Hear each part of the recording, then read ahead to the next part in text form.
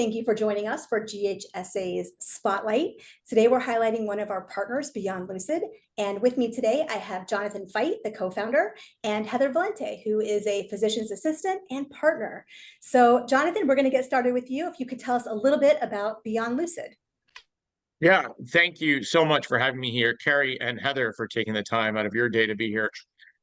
Beyond Lucid Technologies has a mission to ensure that emergency responders arriving at a scene, especially one involving an emergency, for example, on the side of the road, have all the information that they need in order to be able to provide proactive and informed care.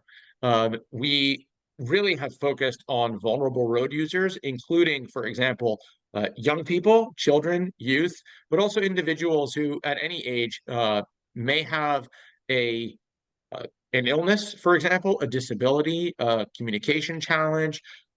Maybe they've been knocked out by the force of a crash, for example, and therefore can't convey critical information about themselves or about other people who may be in the road in the vehicle with them.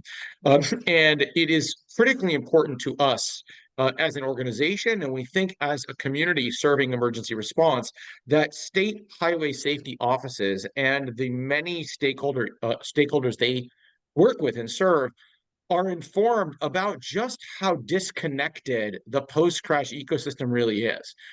We think there's, whether it's because of television or just the broad discussion around call 911 and help will arrive, there's this public conception that when an ambulance, an engine, fire service, or a police vehicle arrives at the crash scene, that they know everything there is to know about the people who've been impacted, and that's just not accurate, even with all the amazing technologies that are out there. So our goal is to consolidate the information that's available about the people who are involved, not just the location and the airbag deployment and velocity. There are some great tools that do that, but there's really been this gap around who the people who are impacted are.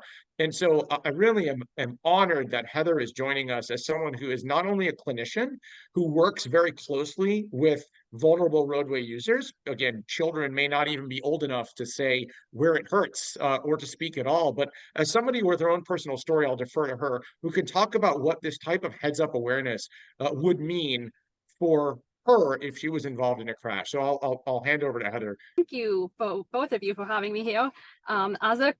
I'm a physician assistant, and I work primarily with special needs children. In my former life, I was actually a paramedic, so I have some of the knowledge in that realm as well. And as a clinician of special needs children, I take care of a lot of kids who are developmentally delayed, who are unable to communicate with us in the traditional range, who have very complex medical problems, including some of them with very complex surgical problems, with technology needs like trachs and vents, and a lot of them who have vital signs that kind of fall outside of the normal range. And it would be so amazing for EMS providers to be able to know these things ahead of time, to know that they're going to have a patient that needs a vent because they have a tracheotomy, or to know that they have a patient that their heart rate lives in the 40s and that's common for them, and to not panic when they get on scene and see a child who has a heart rate of 40. And then from a personal side, I have an invisible disability. I have multiple sclerosis, and this could really impact me because it would certainly affect like which hospital I would need to go to. The medications that I'm on make me immune compromised, so it would be great for the responders to be able to tell the receiving hospital that I need to be on antibiotics. If I needed surgery in an emergency, the anesthesiology team would have a heads up that I have MS, and they could prepare accordingly.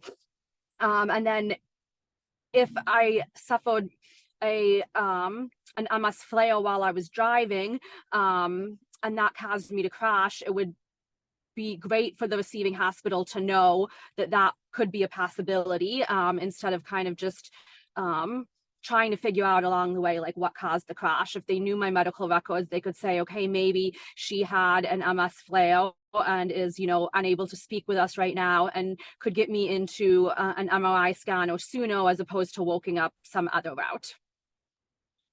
And I'll just add one thing, if I may. It's not magic by which information from the scene gets to other parts of the healthcare ecosystem. So there's an enormous value in terms of being able to close information gaps when patients are moved. And Heather really highlighted those. But there's a lot of attention at state highway offices right now on impaired driving. And that's critical, right? Whether it's due to people being under the influence of substances of one kind or another, or drowsy driving, distracted driving.